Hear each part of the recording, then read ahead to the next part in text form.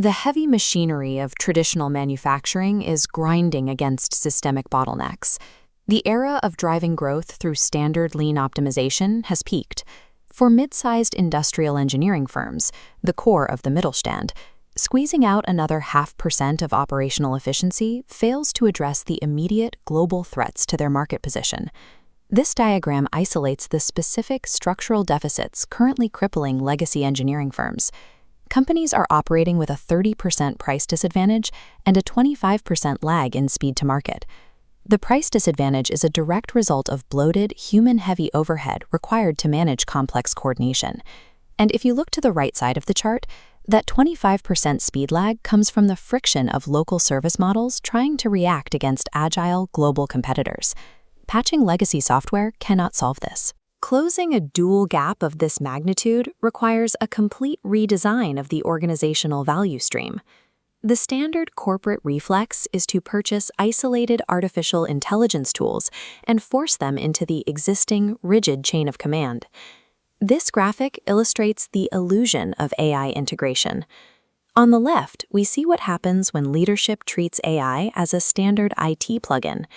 Forcing new, highly capable technology into a top-down, human-centric hierarchy generates massive coordination costs. The result is a heavy organization extracting only marginal efficiency gains. Now look to the right. Here we see the required architecture. Instead of deploying AI as a tool for employees to manage, it is constructed as an independent acting entity. This structure is an AI digital twin. It operates as a highly scalable, intelligence-dense organization running entirely parallel to the legacy business. True operational transformation is a problem of architecture, not IT deployment. You cannot patch the legacy mothership. You have to build alongside it. Building these massive foundation models from scratch requires billions of dollars in capital and massive global GPU clusters. Industrial engineering firms cannot compete in the raw compute arms race defined by the global standard on the left.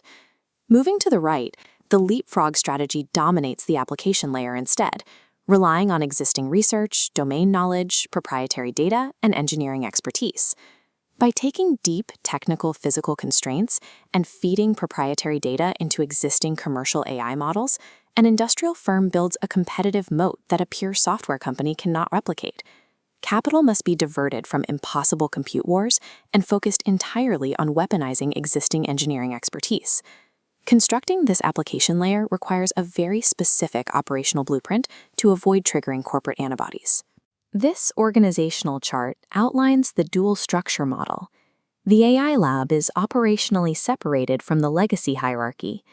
To prevent middle management from suffocating development, this agile lab bypasses traditional reporting lines and reports directly to the CEO. With the structure protected, the lab needs a mechanism to determine exactly what tools to build. This is governed by a framework of vision, incubation, and friction. Innovation starts with friction, identifying where the workforce is slowed by manual processes. The AI lab acts as an incubator, engineering custom prototype agents and pushing functional solutions back to the floor within days. Structurally isolating the engineering lab while culturally tethering it to daily employee frustrations guarantees that development resources directly solve real operational pain. Inside the lab, this network chart shows how the digital twin actually operates. It replaces human departments with a distributed network of autonomous agents. The cognitive engine driving these agents is the 7-phase decision loop at the top of this interface. An agent constantly simulates scenarios, interprets variables, and formulates decisions. To prevent catastrophic errors, the loop includes the govern gate mechanism. This is a hard-coded mathematical threshold. If an agent's calculation breaches a predefined risk limit, execution halts instantly and control is passed directly to a human executive for review. This concentric model illustrates true human-machine symbiosis. The AI agents process the heavy, routine contextual routing on the outer rings, fully isolating human creativity and judgment at the center. This microarchitecture scales the automation of micromanagement while cryptographically enforcing human oversight on severe corporate risks. To prove this architecture, we apply it to a high-friction value stream, procurement and sourcing. The first hurdle in industrial procurement is translating physical geometry and complex material constraints into actionable corporate data.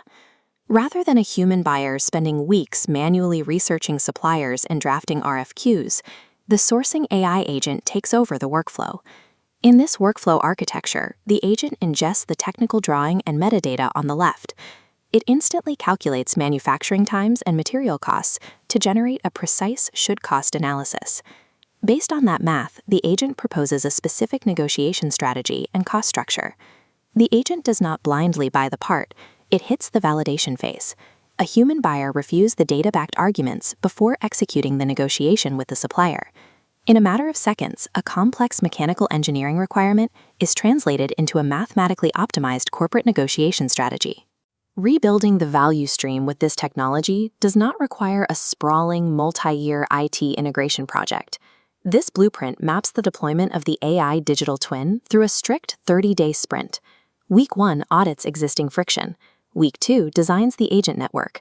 By week 3, the pilot is running. And in week 4, the system generates measurable proof of efficiency.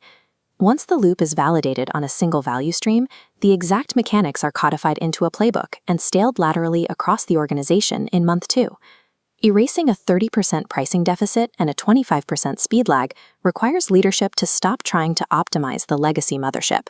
The industrial firms that survive will be the ones that stop treating AI as a software purchase and begin architecting it as a parallel, highly scalable workforce.